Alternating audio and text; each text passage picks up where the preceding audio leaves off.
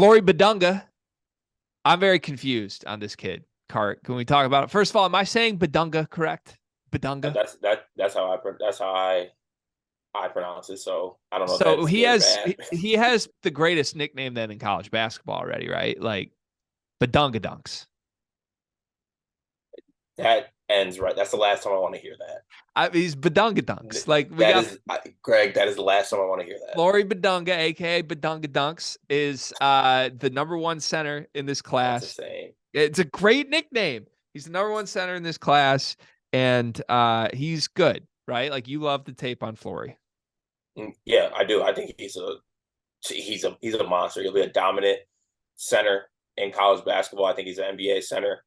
He's one of those like scratching the surface type guys too. Like he just started playing basketball a little while ago, and he dunks everything. He catches everything. He's extremely strong, extremely mobile.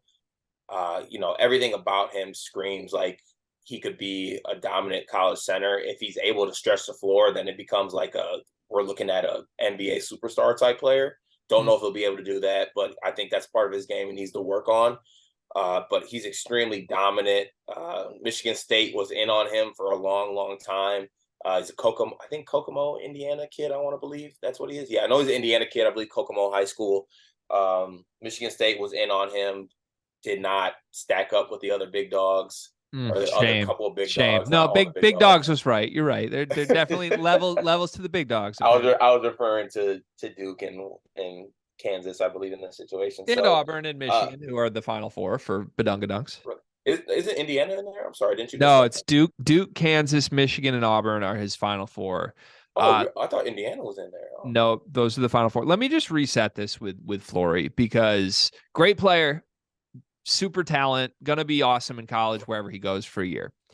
I am annoyed with this recruitment as I'm annoyed with 90% of what's happening in college basketball everywhere right now. But like nobody knows what's happening in this recruitment, and everybody's acting like they know what's happening in this recruitment. And it's really frustrating me. Like we got reports on Friday that a decision could come this weekend.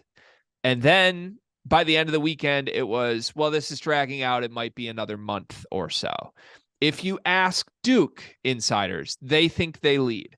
If you ask Kansas insiders, they think they lead. If you ask Michigan insiders, they think it's down to them and Kansas. If you ask Auburn insiders, I don't know what they say because I don't even know if Auburn has insiders, but I would assume that Auburn says it's between them and Duke. The point is, nobody knows, and nobody's willing to just say that nobody knows. Like everybody's trying to present like they have access to information with Flory Bidunga that they don't have. Nobody knows when this kid's going to commit. Nobody knows if it's going to be in 24 hours or if it's going to be in 24 weeks. Like, none of this makes sense to me. The one thing I will say I feel extremely confident in, I don't think there's a chance that Michigan wins this recruitment. You No, can, they're not going to win it because they're not going to win it based off that recruitment picture that Flory took. Have you seen that? I Where have. it's Jawan and the staff, and Flory has the football jersey on, and they're spinning the football and warming their hands. They immediately lost the recruitment battle when I saw that picture. I'm sorry. Hey, Michigan football's back up though. At least it's better than when they were doing that when Devin Gardner was at quarterback. That's true. Well, I consider ourselves people who hear things in ramblings. And do you have a lean for Flory? Because to I me, don't. at least what I've heard is it's going to be an Adidas school because he's an Adidas kid. What I've heard is everything. That's fine. But I'm trying to, if I'm an insider, if I have access to inside information, let me be the first insider on earth that's just honest enough to say nobody knows. Okay. Nobody knows because some people say it's obviously Adidas and their strong ties. And then some people say the ties are meaningless in this recruitment. Like that's literally those two reports came through last week at the same time. So I don't think anybody knows. Here's where I would base my opinion that I don't think Michigan has a chance in this recruitment, though.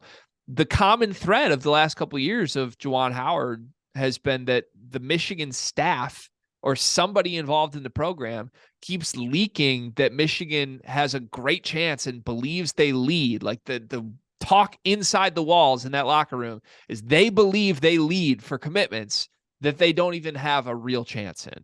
That's been the case for all of last cycle. Isaiah Collier, hello, into all of this cycle. Okay. Like look no further than multiple people who love to go on Twitter and say this will be over in the next 24 hours.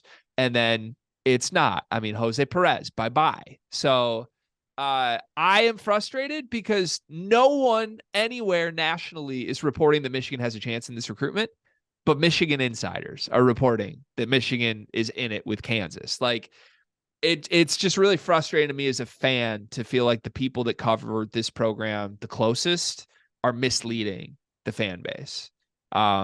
So I have no access to information. I've heard all the same things everybody else has heard, but I'm willing to say I don't think Michigan has a chance on Flory, and that's my personal opinion and nothing more than that. If you guys do get Flory, are you back? No. No. I mean, like, what's back? Like Back in the tournament? Back in a sense that he plays the same position as Terrace Reed, and those two can't play together, but you want to try to play them together. At Twin Towers. Back, like, it would be a great ad, right? I mean, like, you feel good about a roster that has Doug McDaniel and Terrace and Flory on it. Anytime you add, like, who cares about a fit? Like, you're adding the best player, one of the best players in the class. I do think like this Michigan core is promising, even if they're not great. This, like, Doug McDaniel, Terrace Reed, and Amari Burnett each have 3 years of eligibility remaining. Are you considering Yo-Yo in that core, or no?